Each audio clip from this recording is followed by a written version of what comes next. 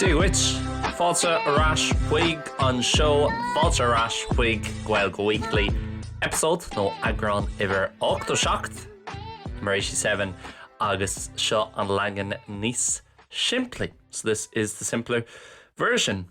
Hope you are all doing well. Tásúil agam goil sibh galéir ag déanamh gomá agus goil an tatan seo ag dul gomá tíomh galéir.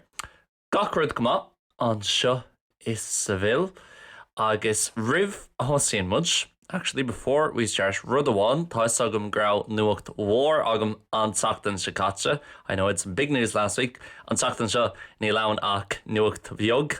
Only small news this week. Ach an tatan se thugan le haid seachtain na Gaeilge. Well, ar nó bíonn seachtain na Gaeilge siúil ar feadh níos mó ná caicís. Seachtain na Gaeilge normally goes on for more than a fortnight, for 17 days in total, agus by sé tosú an dearra seachtainna seo an chéad lá de bhí an mhórta. Agus baim sig déanú gá agrán, difriúil ar nói, ceann amháin gach seachtain le haid seachtain na Gaeilge agus an tachtain sa thugan baimid ag déanú Q&A. So we'll be doing a Q&A next week, don chéad or Reeve Gaeilge Weekly for the first ever time on the podcast. So, má tá tú ag éirí ceist a cheola isteach if you want to send in a question faoi aonrad about anything, faoi Gaeilge Weekly, faoi Learn Irish Online, fuam féin, about me, about Gaeilge Weekly, about Learn Irish Online, faoi Mahéalsa an seo sa Spáin, about my life here in Spain, aonrad bit, anything at all. Tá a lán bailí difriúla chun éirí dagháilins. There's a lot of different ways to get in contact with us. Má tá tú ag éisteacht ar Spotify, is féidir le teachtracht a cheolahuigean nó tráchtracht a ágáil hís. Hís an podcréile seo, so you can leave a comment below this podcast if you're listening on Spotify. Má tá tú ag éisteacht ar Apple Podcasts nó aon áiteile agus tá tú an teachtracht nó tráchtracht a cheola nó a ágáil an sin. If you listen somewhere else and you want to leave a message or have comments there, I might not see a chance ma nach bhfuil mé chun echo. So better instead in áit sin chur rifos twigin ag liam.learnirishonline @gmail.com nó chur teachtracht twigin ag learnirishonline ar Instagram. Okay, no freisin ar Facebook, ar YouTube, an tá tú ag fécans nó ag éisteacht ar YouTube, tá tú an tráchtracht a ágáil an sin freisin, you can leave a comment on YouTube. So any of those places agus by na nascanna hís sa description ar ein all the links will be down below in the description. Agus Jane hime iirecht, I'll try hun gach ceann a ragart to answer everyone on tachtan sa hugan. I'll have to answer everyone 3 times, I guess, one for each podcast by gach ceann a ragart faoi chrí ar nói or amháin ar Gnáthleagan gin fudcréile once on every single version of the podcast. So, Coinnigh Thomas, guys, how are we all doing? An tachtan seo, tá mé géirí labhairt faoi cúpla rud atá tábhachtach dom agus go háirithe cúpla rud atá tábhachtach dom chun ara a thuirt dom féin to take care of myself agus chun a bheith ag mothú gomá. Agus is dói an coolra le seo, the kind of background to this is, if you make smaoin of cúpla seachtain ó hin, I was thinking a few weeks ago, is duine sách navsblach mé féin agus beidir gachi mé a bheith navsblach ar bhealach. So I guess I'm a kind of independent person and I kind of have to be independent given my situation. Mar bí mé obair lum féin, so Learn Irish Online sin má fós agus ní bhíon aon duine eile ag obair ag Learn Irish Online, ní bhíon aon few video editor freelance. No aon rud mar sin, bíonn mise ag déanú gachrod, the branding, na mian thosaitheoirí, ar nó na físeánaí, an agurthireacht, the editing, an copy le haid, beidir na mian thosaitheoirí agus leann vigilín, an bolscrocht, the advertising or publicity, sin sa Spanish publicidad, publicity needs arthur publicity, promo agus rudí cosúil le sin. So, mar sin bí mé Gnóthach an tám ar fad agus bí mé ag obair lum féin an tám ar fad. I work by myself the whole time. Chomhmála sin anis tá mé im chonaí lum féin, so I also live by myself now. Is mis an tain duine an seo in a gcónaí san orsan. I'm the only person here living in the apartments. So, being a lán rudaí a dhéanú lum féin, I kind of have to do a lot of things by myself. Agus mar sin tá sé tábhachtach chun rudaí difriúla a bheith agam le déanamh. So it's important that I have different things to do. Chun ara thuirstam féin agus gan a bheith ag dul crackalta is tócha and to not be going crazy or kind of losing myself a small bit when I'm having to spend a lot of time on my own or work a lot during the week. A gulper gomininic I rith na seachtainna. I suppose especially during the week, gohoirthe I rith na seachtainna, because at the weekends I'm always meeting up with friends or going somewhere on a trip or eating out, having lunch, playing Gaelic football, whatever. Only to make déanamh rud éigean na deir seachtainna. Ach I rith na seachtainna ní bhíonn sé chomh simplí sin agus orintanta ní bhíonn an seans agam mór an daoine eáil. So cosú le a lán daoine anis agus a lán daoine Gulper, Somalia, a lot of people working from home might have the same situation. So what are the important things for me that if I kind of stop doing them, cadíad na rudí tábhachtach dumsa agus, must stopping me ag déanamh na rudí seo mohiam níos meas. I feel worse if I don't do these things. Well, first things first, an chéad rud ná caithfidh mé a bheith gnóthach. I have to be busy.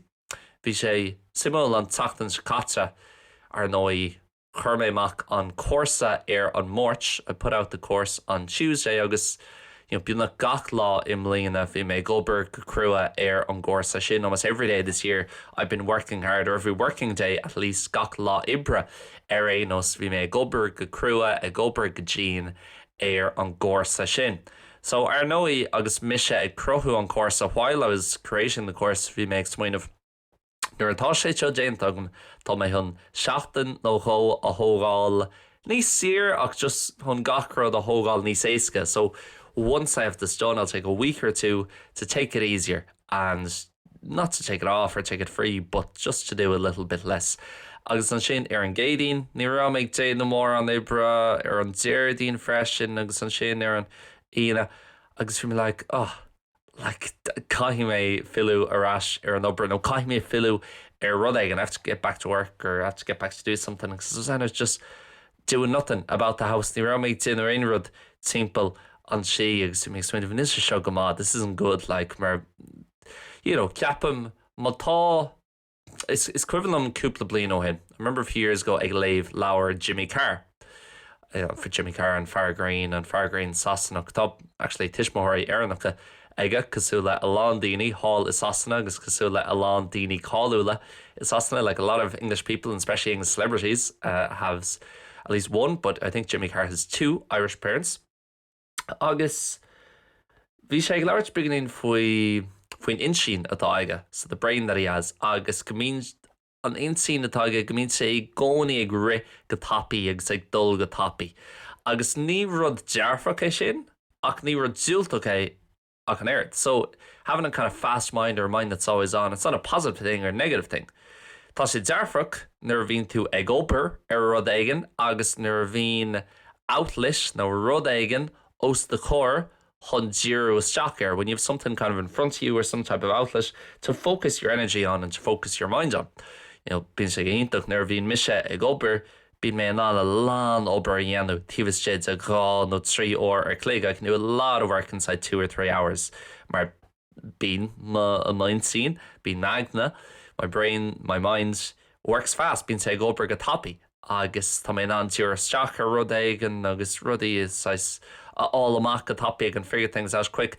Ach an sin an rud dearfach or an rud diúltach me leis céile buint leis sin, the negative thing connected to that is muna bhfuil tú ag déadú rud éigean, muna bhfuil rud éigean os the chóir ag gníomh éigean os the chóir, some type of action or activity in front of you, being the insane fósa gré agus bíonn sé ag teach sús le rudaí nach bhfuil fear. It comes up with things that aren't real and just bíonn sé ag smaoinú an lomracha. It kind of starts to go into overthinking mode agus an sin ní bhíonn tú ag mothú go maith agus bíonn tú faoi stras agus cruthaíonn tú stras, cruthaíonn tú imní, cruthaíonn tú burt ditch féin agus an sin bíonn an imní nó an burt sin ar féin. So that kind of worry or that stress kind of stays on you. So sin rud domsa agus ceapam an méid sin rudí sa saoil bhfuil níos éasca. The amount of things in life that are easier, más rud é go bhfuil tú go gnóthach if it's the case that you're busy and you're doing things. Mar na rudí an méid sin rudí sa saoil a bhíonn beidir a chur isteachart. The amount of things in life that kind of might bother you and they're not actually kind of physical things. They're just things going on in your head. Ruddy ar siúl I ceann. So má tá tú Gnóthach, few mana bhfuil me ag láirt fí ein rodile, even if we're not talking about anything else, just you don't have the time. Níl an tám agad thonna bheith bortha, níl an tám agad thonna bheith faoi stras, mar tá rud éigen I gcónaí os de chóir agus tá tú in the now, in the here and now, ag díra isteach ar sin agus níl tú bortha faoi ein rodile, faoi cad a cheapan an duine seo, faoi what this person thinks about you, nó cad a cheapan an duine sin, faoi what that person thinks about you, or cad a bhaid ar siúl an dír seachtainna seo, rud éigen ag teach sús agus tá tú beaganí bortha faoi something that's coming up and you're a bit worried about it. So sin rud fear hábhachtach domsa, chun Coinnigh Gnóthach is tócha just stay busy and to always be doing something. Beidir ag déanana staidir ar an Adális, ag déanana staidir ar an Spáis, ag búla le chóirde agus sin ceann eile. He's in my list. That's another one down below on my list. I'll get to later. Ag sin am an guitar, ag dul amach ag ré, agus sin an ceann eile ba mé láirt srí beidir sin segue jazz actually gotí an chéad ceann eile ar achis go mé láirt an numarcha faoi ag Coinnigh Gnóthach, just in case I spend too long speaking about staying busy and the importance of it. Ar dó an seo ar my list agus de hartar seacht nó ocht rud scríofa síos agam. I have about 7 or 8 things written down here. Number 2, ar dó sin a bheith ag ré, agus just go generalta a bheith amoi faoin air. To be out running and just in general to be out and about in the fresh air, to be outside ag déanana rudí tíomh amoi. I think everybody knows how important this is. I think it's just a massive thing nowadays anyway, and it's good that people know. Tá sé fear hábhachtach agus tá is gach duine, especially here in Spain, because we get the good weather and you need to make the most of it. Marial gohfuil an aimsir deasag gin an seo sa Spáin agus bicceartich, well I my hearmshire rénos bicceartich úsáid bhainteas agus a chathú tíomh amoi, because most days you can go outside and do something here. A chuid smóid a léitheanta is féidir leat dul amach agus rudí a dhéanú an seo. So it's great to have that chance. Tá sé gcónta chun an seans sin a bheith agat chun dul amach an seo. And especially me as someone who works from home and is working in front of a screen, like a lot of people nowadays, go háirithe domsa mar chuna ag obair os cór an scáilán agus ag obair tíomhas si an chuid smóid an lá, just to get out for an hour. Even like the running side, I'm in good shape now. Tá mé sách achlaí in ish agus tá mé an mat a dhéanú sa 10k agus sa lap marathon. Ach, ag an am céine, like níl mór an simú really sa ré. I'm not that interested in the actual running agus pace agus Strava agus rudí difriúla maidir leis, mas le a bheith moi ag ré. Is come along really for rudí cosúla sin agus níl aon trealamh agam. I don't have any kind of equipment or different stuff to be out there running. Just tim amach, brís the guards, brogi ratha, agus a roilinn beidir na clúiseán agus ma phone hon éisteacht le beaganín ceol ag sin ceann eile sa lista an chéad ceann eile ach fan hí mé nóid rih a dhéanaan mé segue go dtí sin always a minute until I go on and do a segue to that. But yeah, like just a bheith moi fra ór bháin agus tá sé dochreidsa, más rud é bhfuil droch lá agat agus níl tú ag mothú go má chun just dul amach agus a bheith moi faoin air to be out and about in the fresh air, chun a bheith ar nó ag déanú to be working out, to be exercising is cuma má tá tú ag siúil ar fra 10 nó 2 nó 10 nó má tá tú ag ré ar fra 2 or ar clig, or if you're running for 2 hours, just chun rud éigen a dhéanú to be doing something tá sé go hinnta chun seo. Go háirithe má tá tú ag obair tíomhas si sin theach, especially if you're working inside the house on chuid smóid and not most of the day. So tá sin fear hábhachtach domags. Honnig mé rud éigen ar Instagram ré an zéir seachtainna tá mé géirí níos lú anna chathú ar Instagram, ach just tá Instagram comhground where Instagram is just so funny and mé sin reels agus memes difriúla ach ar sin scéal le haid lá eile beidir go gaithí mé Agran eile a dhéanú ar na meán ho síalta. I'm going to have to do another episode on social media one day. I think I did one a year or two ago, but I have a different relationship with it now than I did tá Gaeilge difriúil agam sa ná mar bhí agam cúpla bliain ó hin ar éanos. Agus honnig mé rud éigen, I saw something agus dúirt sé tá sé dochreidsa an méid faibanna nach bhfuil chomh mór nó an méid faibanna a bheith chimíthe. It's crazy the amount of problems that won't be as big in your life, or the amount of problems that will be gone completely. Má tá tú ag déanú gárod, má tá tú ag tiile níos mar agad agus má tá tú níos aclaí if you're earning more money and if you're fisher. Agus níl is agam an ein tíim le sin céad fan géad ach bhí méid smaoine faoi beidir fibre difriúla a hagan na níos le haid daoine difriúla, different problems that come up for different people and thinking, wow, there are a lot of problems that are at least made smaller through a long fibre agus leid bheith siad níos lú mátá níos margad agat mar tá gach duine ceapan nó bíonn nach gach duine ag éirí níos margad. Almost everybody is wanting more money to some extent, to some level, regardless of how much you're earning. As come cén bhéid well ag teach agat tána féin.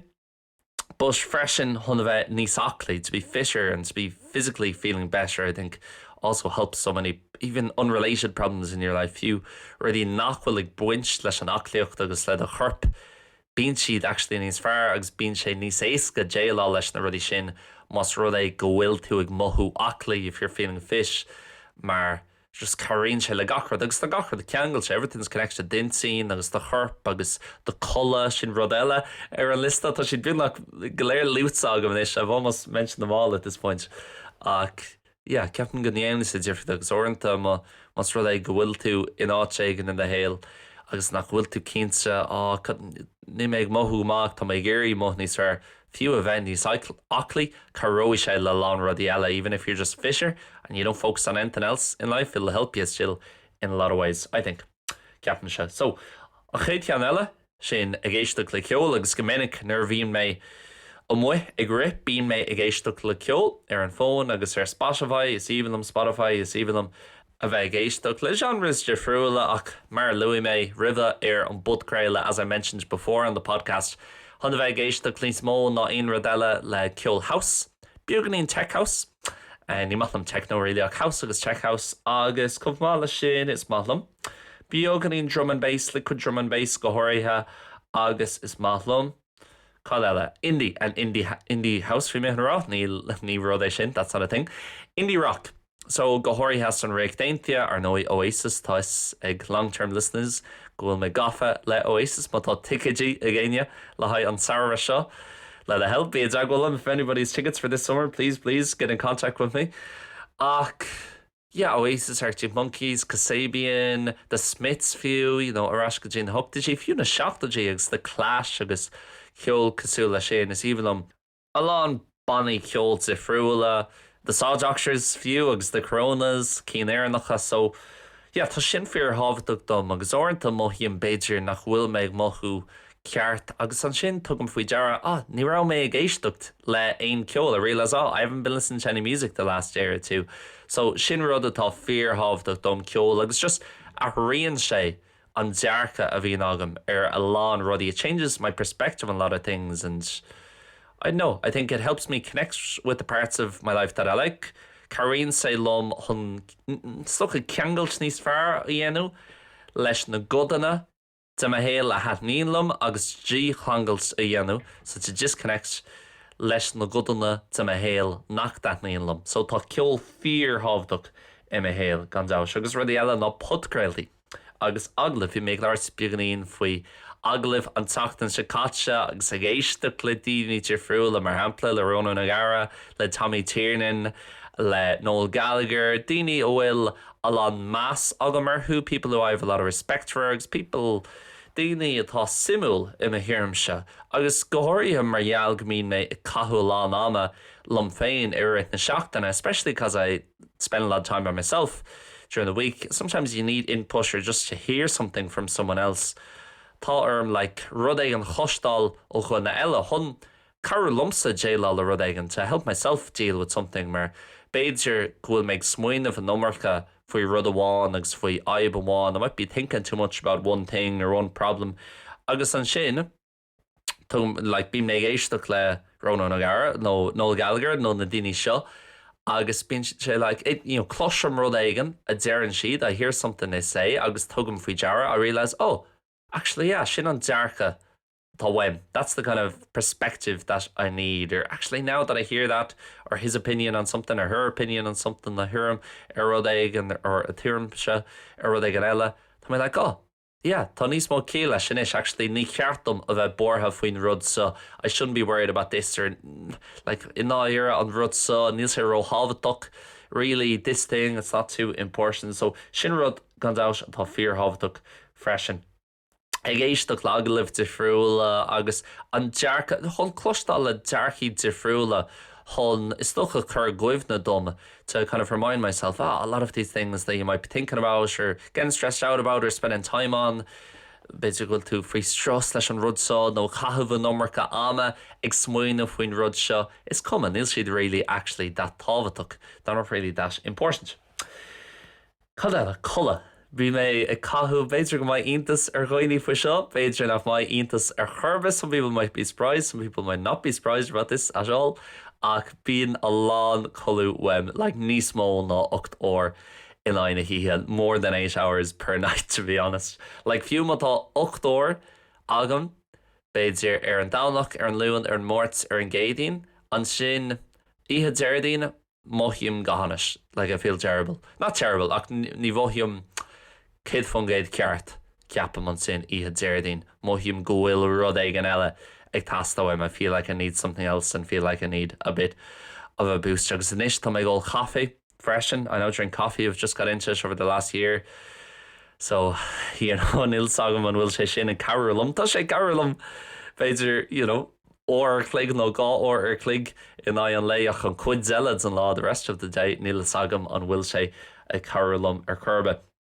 As all like yeah, nil sagam cén fá mar like tá mé aclaí agus okay, ní bhíon méid ithe go hánach lánsú, like ní bhíon méid ithe mór an junk food. Tá mé socks lánsú le cad ithe I'm fairly healthy in terms of what I eat, and I think I live a healthy life overall. Ceapan gohfuil saoil slánsú agam through the streets. Ach, yeah, just being a lán colúim. Tá agam gomíon a lán daoine eile I gcónaí ag éirí beidir éirí agus 7 Madsin, I written Ceisteanna. A lot of other people want to get up about 7 a.m. or even earlier, a few níos luha during the week. Agus caithfí siad mothú productive. Domsa ní oibríonn sé sin ar an level céine domsa arénas. That doesn't work on the same level for me because if I get up and I'm tired, the work I put in that day won't be good. An obair a chur mé isteach an lá sin ní bhaid sé go má arnói. Tá an luxury agam agus tá an tá orm.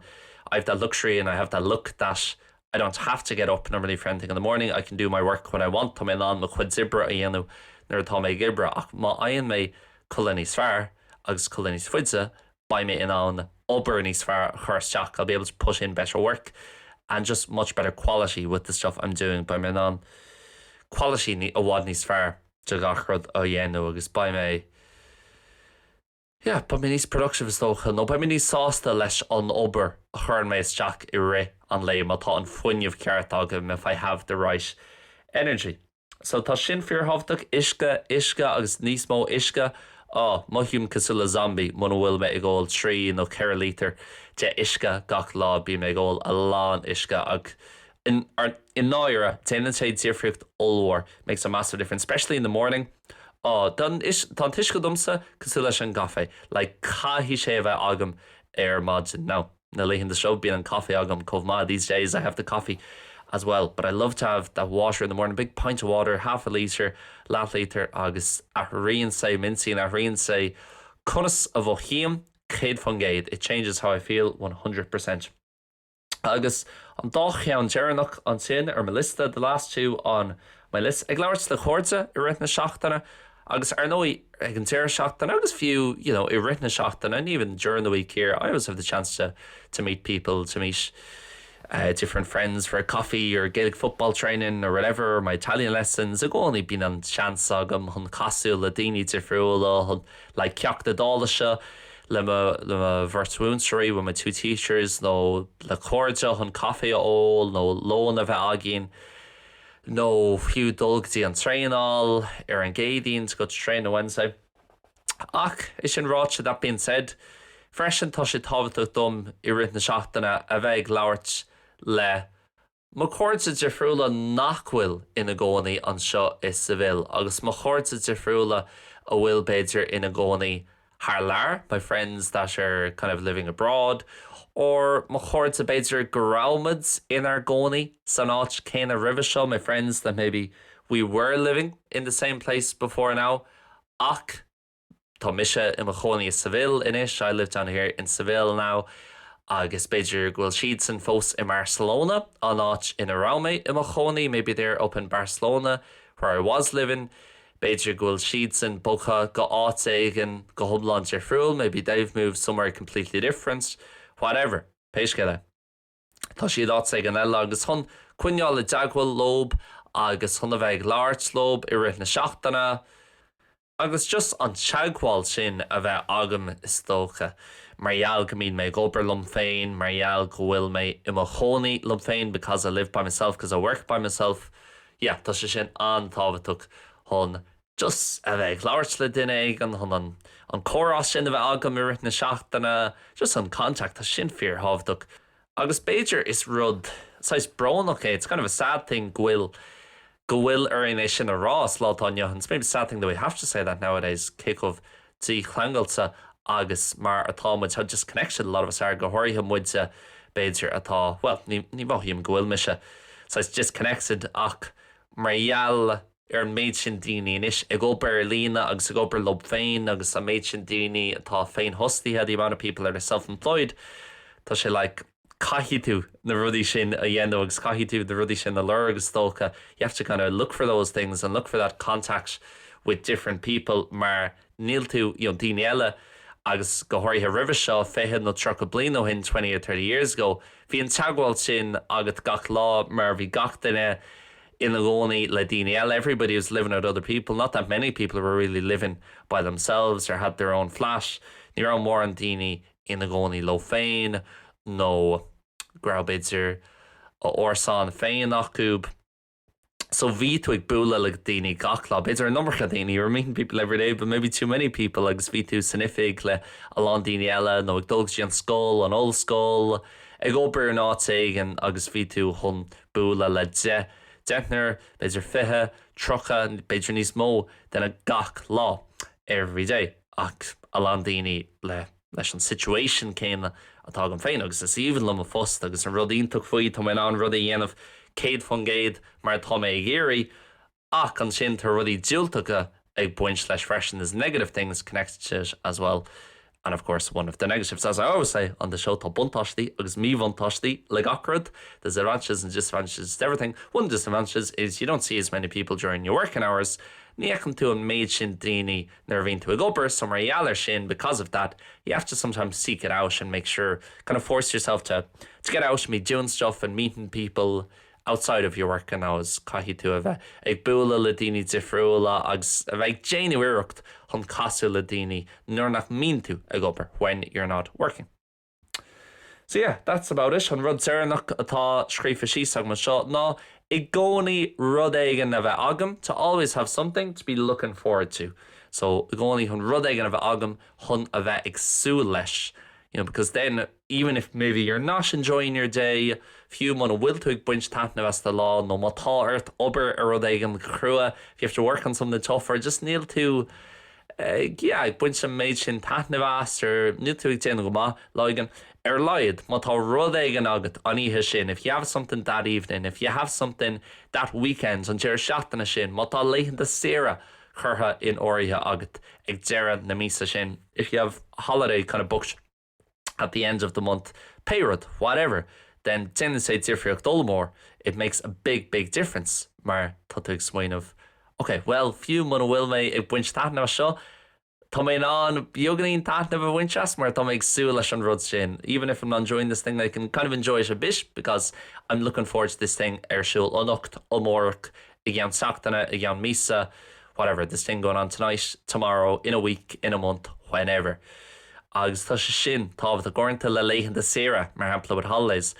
An rud is tábhataí faoi léithin de sira orintha níl sé actually mar na léithin de sira iad féin. Sometimes it's not the actual holidays themselves, but it's more so what happens before the holidays, the month before, an bhí riveré agus tusa ag trú go mór leis na léithin de sira the month beforehand while you're really looking forward to the holidays and you're thinking every day, oh, only a few weeks to go and you look cúpla seacht and fuck up, I make tnú go mór le dul agus I'll be really looking forward to going. Sin actually aren't on road this jarfy and it keeps you going. Mar a déirtar mBéarla, as I said in English. So yeah, sin just thought me, kind of cúpla rud a scríb síos in cúpla rud atá tábhat don beidir gur féidir leis na rudí seo cabhrú le daoine eile. This thing might help other people as well. So yeah, and once I'm doing these things, I always find I feel good, even if I'm not seeing a load of people during a week because of work, or like it's been over the last month or two because I've been working a lot at home. Sin ceart lór, mar má tomé ná na rudí seo a dhéanamh agus má tomé in an na rudí seo a chuineáil ar intín. If I can keep these things on mind i rith na seachtainna by me ceart lór ag ónaí, I'll always be doing okay. So yeah, Sinead, Dolan, Sachtán seo, guys, mar Louis May, ag tú some photograph, as I mentioned at the start of the podcast, by Q&A agin on Sachtán se hugan, so má tá tú ag éirí. Follow Dagwallin if you want to get in contact with us, liam.learnirishonline@gmail.com. No. Freshen, tá tú an seachtarcht a cheolhuigan Instagram agus Facebook agus tála an áitna Jeffrúla by sheet sa description gen show shot arenas to be down in description of this podcast. So, Sinead, guys, gur míle mágah. Le rá mé live an Sachtán seogan an Q&A. Míle buchas slán agus bannacht.